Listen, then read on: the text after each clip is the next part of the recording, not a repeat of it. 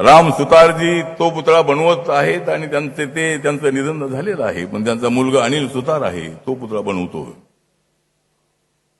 अनेक कामं जी आहेत ती कामं आज नरेंद्र मोदी साहेब दिल्लीमध्ये होते आणि गौतम बुद्धांच्या अनेक कलाकृतीचं एक प्रदर्शन, एक म्युझियम त्या ठिकाणी बनवण्यात आलेलं आहे. त्याचं उद्घाटन त्यांच्या हस्ते होतं. त्यांनी सांगितलेलं आहे की आम्हाला युद्ध नको आहे, आम्हाला बुद्ध हवा आहे, आम्हाला शांती हवी आहे. शांतीतूनच विकास होतो, शांतीतून प्रगती होते. आणि त्यांनी अत्यंत चांगली भूमिका मांडलेली आहे. माझ्या बौद्ध बांधवांना माझं निवेदन आहे,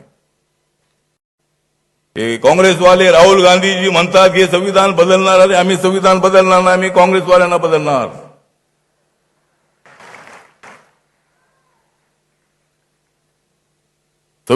ज्या संविधानाला माथा टेकून नरेंद्र मोदींनी शपथ घेतलेली आहे,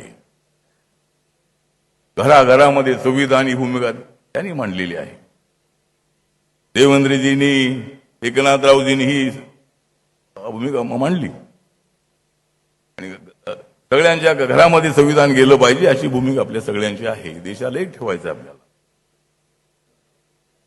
आणि माझा पक्ष तुमच्या सोबत आहे. माझ्या कार्यकर्त्यांना नम्र विनंती आहे की राजकारणामध्ये मागे पुढे होतं, पण मागे पुढे जरी झालं तरी मी मागे राहणार नाही, मी पुढे जाणार आहे. आपल्याला पुढे जायचं आहे. मुंबईच्या विकासासाठी, महाराष्ट्राच्या विकासासाठी, बाबासाहेबांचं स्वप्न साकार करण्यासाठी आपल्याला महायुती सोबतच राहायचं आहे. कारण आमची मजबूत आहे महायुती, आमची मजबूत आहे महायुती. मग का होणार नाही काँग्रेस आणि ठाकरे बंधूंची माती? अरे आमच्याच हातात येणार आहे. मुंबई येणार आमच्याच हाती, मुंबई येणार आहे आमच्याच हाती, पण मायावतीजवळ आहे आमचा हाती.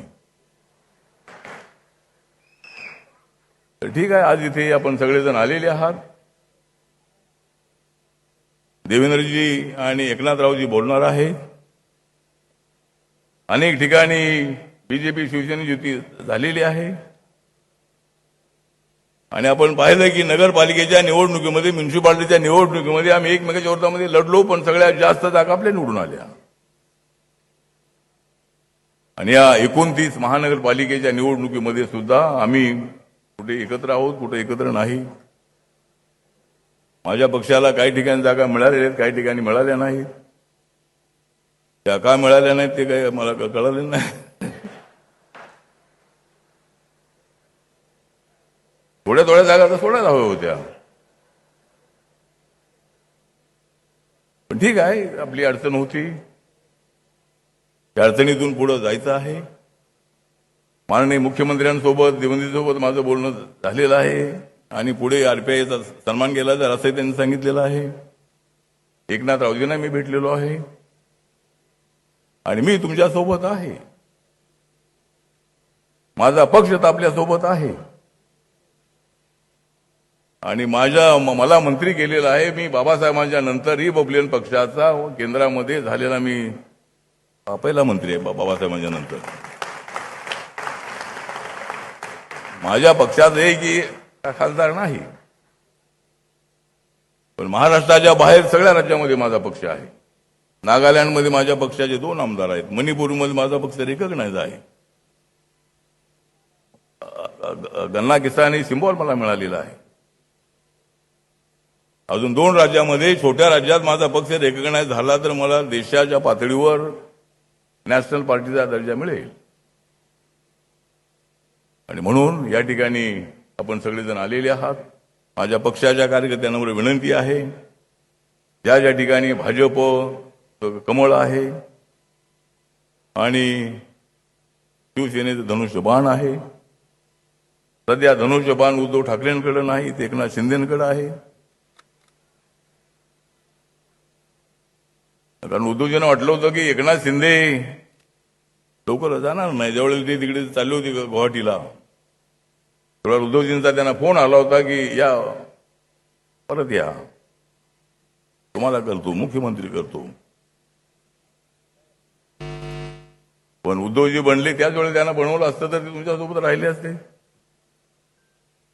पण ठीक आहे, उद्धवजी आणि राज एकत्र आलेले आहेत, पण त्याचा अजिबात फायदा होणार नाही. काँग्रेस आता वेगळी लढती आहे. त्यामुळे मुंबई शहर जे आहे आणि 29 महानगरपालिका सगळ्या आपल्याला जिंकायच्या आहे. आणि मुंबईची महानगरपालिका आमच्यासाठी अत्यंत प्रतिष्ठेची आहे. मुंबईचा महापौर आपला झालाच पाहिजे. मागच्या वेळेला 2012 मध्ये माझा पक्ष तुमच्यासोबत आला, महायुतीसोबत आला, युतीसोबत आला, त्यावेळेला महायुती झाली.